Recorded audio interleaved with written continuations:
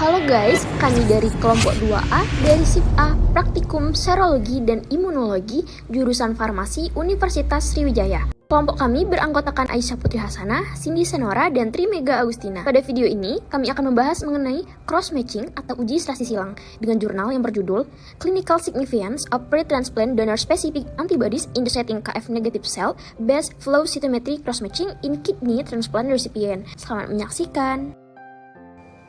Jurnal yang kami gunakan merupakan jurnal dari American Journal of Transplantation yang disusun oleh Adibiyi et al. Pada tahun 2016. Menurut Satyati 2010, cross-matching atau uji serasi silang merupakan pemeriksaan utama yang dilakukan sebelum transfusi, yaitu dengan cara memeriksa kecocokan antara darah pasien pendonor dan resipiennya.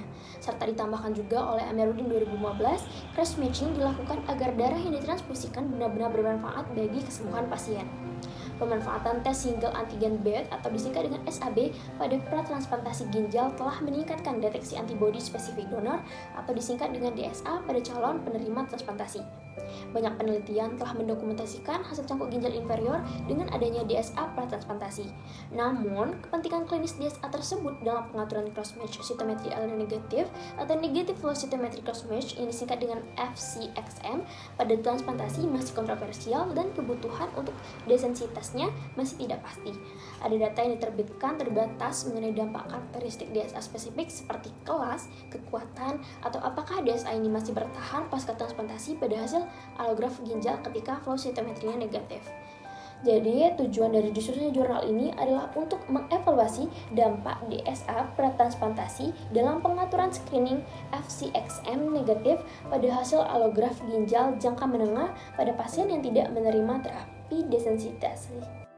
Selanjutnya adalah material dan metode. Adapun sampel populasi yang digunakan pada praktikum kali ini adalah pasien dewasa yang berusia lebih atau sama dengan 18 tahun dan menerima transplantasi ginjal dan pankreas di Rumah Sakit Universitas Colorado dari September 2007 hingga Agustus 2012. Adapun metode penelitiannya, yang pertama, HLA typing atau pengetikan HLA, Human Leukocyte Antigen, dan analisis panel reaktif antibody atau PRA. Secara serologi berupa HLA A, B, dan CW, dan HLA DR berdasarkan sequence spesifik oligonukleotid.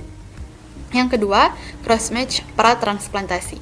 FCXM atau cross-match aliran sitometri negatif berbasis sel dilakukan pada serum penerima yang hingga 6 bulan sebelum transplantasi dilakukan untuk mendeteksi antibodi terhadap sel T atau beta donor. Secara singkat, sel mononuklear diisolasi dari seluruh darah atau kelenjar getah bening dan ditambah dengan 0,5 mg per mililiter pronase selama 30 menit pada suhu 37 derajat Celcius. Diikuti dengan penambahan deoksiribonuklease singkat. Sel-sel kemudian dicuci dan diinkubasi dengan serum pasien selama 30 menit pada suhu kamar. Diikuti dengan 3 kali pencucian. Data sel yang diperoleh dianalisis dengan fixed-array bioanalyzer. Serum yang positif diuji untuk DSA menggunakan lab screen SAB. Rentang dinamis untuk cross-match aliran T dan B adalah 50-20.000 LKM. Tahap yang ketiga dilakukan screening DSA, donor spesifik antibody, sebelum dan sesudah transplantasi. Tahap yang keempat dilakukan imunosupresi, kemudian akan dihasilkan hasil klinis atau klinis outcomes, dan yang keenam, sifat DSA pratransplantasi diidentifikasi untuk dilakukan analisis, dan terakhir, terhadap hasil data pengujian dilakukan perhitungan secara spesifik. Hasil dari pemeriksaan cross-match transplantasi dari 690 pasien, terdapat 70 pasien yang positif FCXM, di mana serum FCXM positif diuji untuk DSA. Pasien dengan DSA positif lebih cenderung berjenis kelamin perempuan, berasal dari Afrika Amerika, melakukan transplantasi ulang, menerima alograf donor yang telah meninggal, memiliki lebih banyak ketidakcocokan HLH, memiliki CPRA yang lebih tinggi saat transplantasi, dan menerima induksi RATG pada saat transplantasi. Ini adalah jurnal pasien menurut kelompok DSA.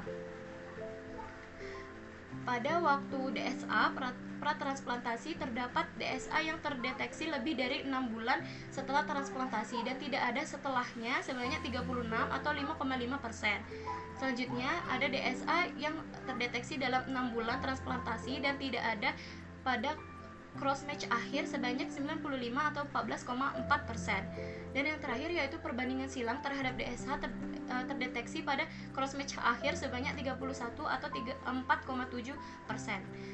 Perbandingan antara titik waktu dengan model efek campuran menunjukkan EGFR yang lebih rendah pada kelompok DSA positif secara keseluruhan dibandingkan dengan kelompok DSA negatif pada tahun ketiga, dan pengurangan tidak signifikan pada tahun keempat. Selanjutnya yaitu kesimpulan.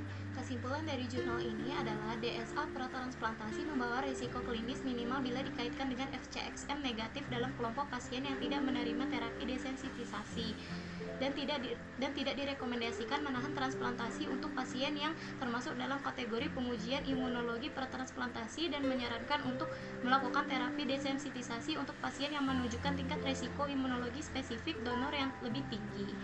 Baik, itulah penjelasan dari kelompok kami. Untuk lebih dan kurangnya kami mohon maaf. Wassalamualaikum warahmatullahi wabarakatuh. Semoga bermanfaat. Bye bye.